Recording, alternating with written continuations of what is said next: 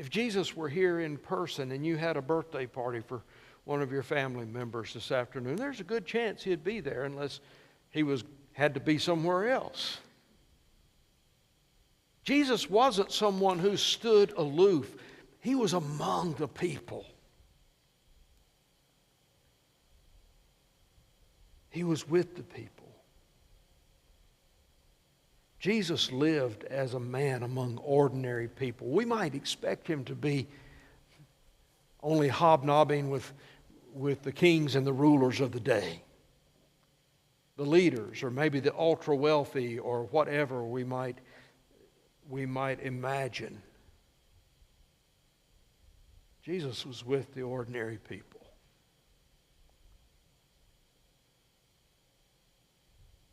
He lived as a man among ordinary people, but beloved, he was no ordinary man. In fact, he is a man on a mission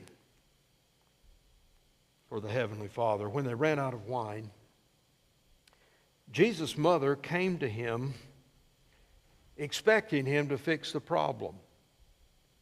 Now, we assume that she was expecting him to make some wine. You don't have any wine? Well, just, Jesus, make some. Just make some. But we don't have anything to suggest that she would have thought in those directions. What she would have thought, though, is that she had known Jesus now for 30 years. And he was the son that she could always count on to get things done. When there was something that needed done, Jesus got things done. Jesus never made a promise that he would do something that he didn't keep. He never said that he would be somewhere that he wasn't. He never promised to clean his room and didn't. Mary knew she could always count on Jesus to fix the problem. And Jesus speaks to her not as mother,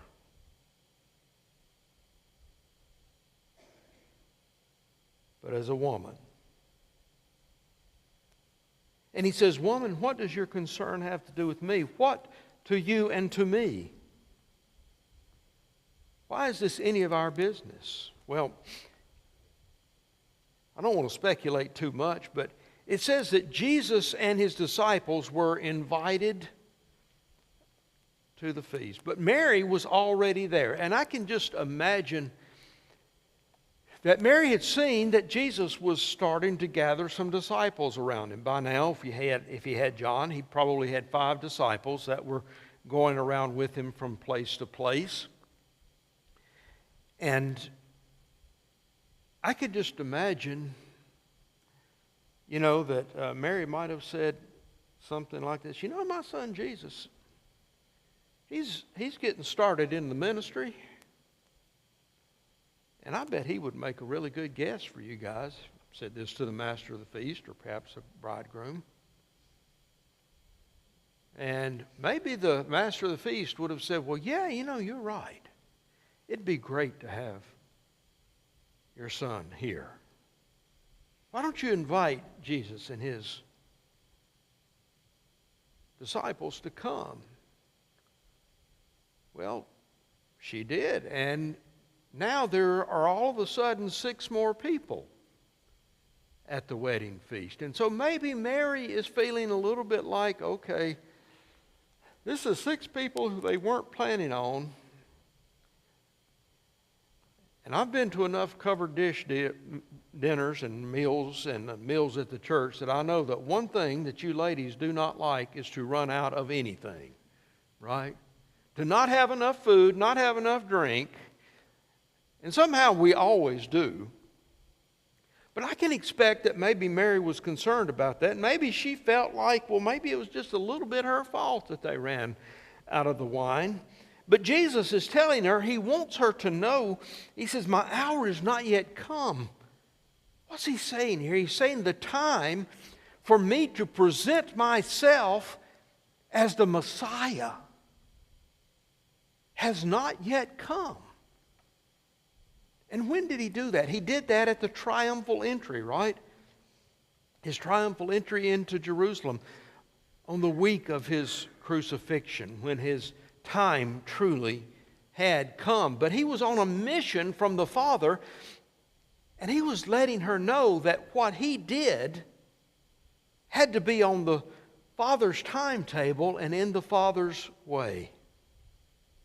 You'll recall when He was 12 years old there in the temple. He said, didn't you know? He said, why'd you seek me? Didn't you know I would be about my Father's business? And so I'm sure Mary probably remembered that at this point. But his mother, Mary, she knew, didn't know what Jesus was going to do, but she knew that if she said something, Jesus was going to do something. So His mother said to the servants, whatever He says to you, do it. Well, in the providence of God, Jesus saw a way to fulfill the request in a way that served a kingdom purpose. And that brings us to the miracle. Verses 5 through 10. Let me just read these again. His mother said to the servants, whatever He says to you, do it. Now there were set there 6 water pots of stone, according to the manner of purification of the Jews, containing 20 or 30 gallons apiece. And Jesus said to them, fill the water pots with water, and they filled them up to the brim. Now, I just can't pass this one over. They didn't do the job halfway, did they? Jesus said, fill them up, and they filled them up to the brim. And He said to them, draw some out now and take it to the master of the feast. Now, this master of the feast would have been a person who was appointed to kind of make sure that everything was being taken care of. It wouldn't exactly have been an MC like we think of at weddings today, or a DJ, certainly not. But it would have been something perhaps maybe like a wedding director or a wedding planner, but someone who was going to make sure that everybody's needs were taken care of, and that the food and the drink and all of that was organized. So they took it. And when the master of the feast had tasted the water that was made wine and did not know where it came from, but the servants who had drawn the water knew, the master of the feast called the bridegroom and said to him, every man at the beginning sets out the good wine, and when the guests have well drunk, doesn't necessarily say when the guests were drunk. I'll just let you take note of that. But when they have well drunk, when their taste buds perhaps were not as sensitive as they would have been at the beginning, he says, you've kept the good wine until now. So what can we notice about this miracle that will help us to understand a few things? And the first thing I would have you to notice is that the miracle used what was available. The miracle used what was available by using the stone water pots, and by using the servers at the wedding. He used what was on hand.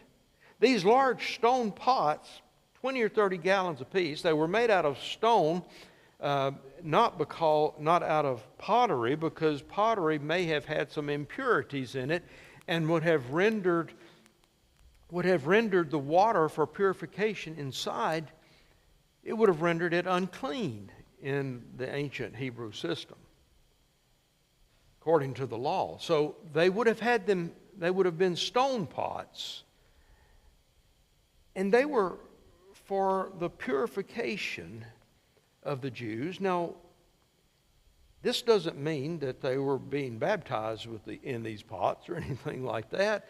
What they would do is, it was a requirement of the law that they would wash everything.